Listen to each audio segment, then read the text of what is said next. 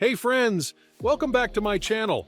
Please do me a favor and raise your hand if this sounds familiar. You've been counting the days until payday, just dreaming of when your paycheck hits your account.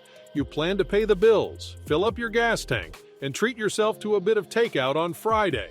But then, that money seems to vanish in a blink. And before you know it, you're wondering how you'll survive until the next paycheck comes. I've been there too. And in fact, studies show that 78% of Americans live paycheck to paycheck. It's stressful, I know. The endless financial tightrope walk, constantly feeling like you need more savings or room to breathe. But listen up, you don't have to keep living this way. I sure don't anymore. So if you're tired of feeling like your hard-earned money slips through your fingers every month and you're ready to take control of your financial future, you're in the right place. Stay with me, and together, we'll explore the steps to stop living paycheck to paycheck and pave the way toward financial freedom. The time for change is now, my friends. Let's do this. And the first step is sticking to a budget. And I mean more than having a vague idea of where your money goes. I'm talking about tracking every dollar you earn and spend each month. Having a budget is like giving your money a job. You're putting each dollar to work for you in the most strategic way possible. When you actually track your spending, you'll notice habits you didn't even realize you had. Whoa, how did I manage to spend that much on takeout last month? A budget brings awareness. And here's where it gets better.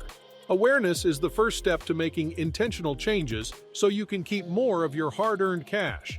You'll figure out where to cut back and how to better plan for the future. So, could you not put it off another day? Try to grab a notebook, fire up a spreadsheet, or download that budgeting app.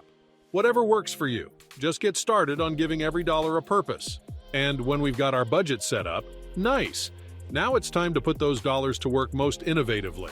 When you're figuring out where to assign every last cent, there are 4 absolute must-haves we need to cover first. I call them the 4 pillars. They are food, utilities, shelter, and transportation. Think of it like building a house. Before you even consider adding fancy touches like crown molding or a big screen TV, you must ensure strong walls and a solid roof. Suitable? The same goes for your budget. Before you even glance at wants like dinners out or shopping splurges, every dollar must go towards securing the essential walls, feeding your family, keeping the lights on and water running, providing safe shelter, and getting to work. Once the 4 pillars are taken care of, you can prioritize everything in order of importance. Let's tackle some debt payments next or build up that emergency fund. When you treat the 4 pillars as an absolute top priority, you'll never end up needing more left for groceries or rent. So since we've built our budget walls, it's time to furnish this financial house. And nothing does that better than cutting expenses.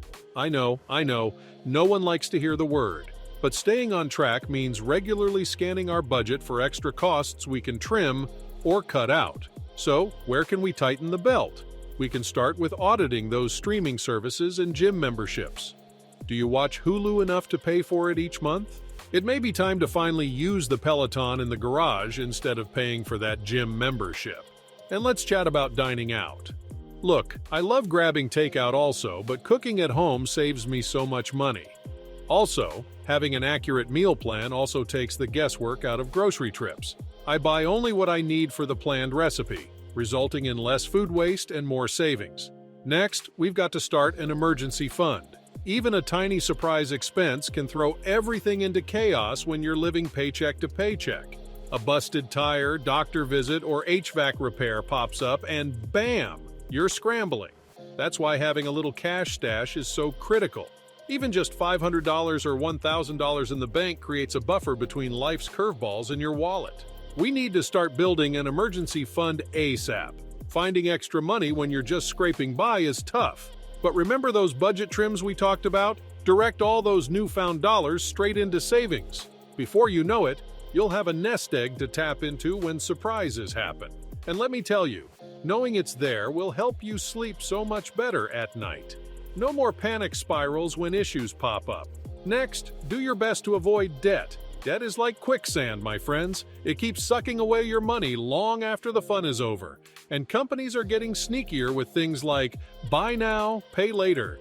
These plans lure you in, and it's best if you don't take the bait. Or tap into skills from your 9 to 5 to make money on the side.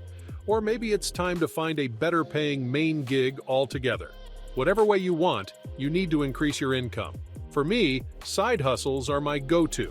From driving for Uber, bartending, tutoring, and dog walking, the limit only ends with your imagination.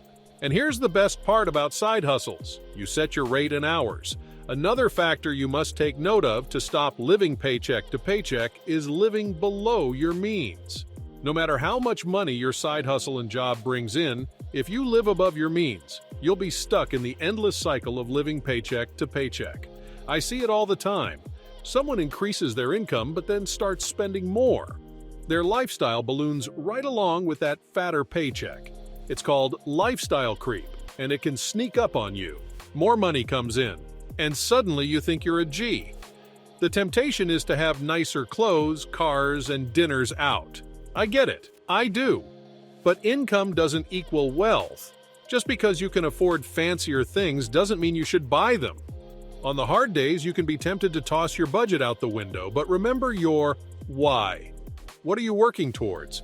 Is it being debt-free, so money creates ease and not angst? Saving up to buy a home? Retiring early and traveling the world?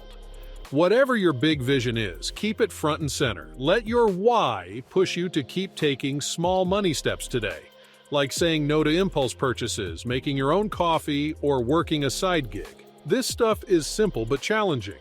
You've got what it takes to make a real change, though. Eyes on the prize, my friends. We're in this together, and that's a wrap. I hope you found these tips helpful for breaking the paycheck-to-paycheck cycle once and for all. Remember, you've got this. With commitment and consistency, you can take control of your money situation. If you enjoyed this video, please give it a thumbs up and subscribe to my channel. Leave a comment below sharing which paycheck-to-paycheck tip resonated most with you. Or, if you have any questions, drop them in the comments and I'll respond.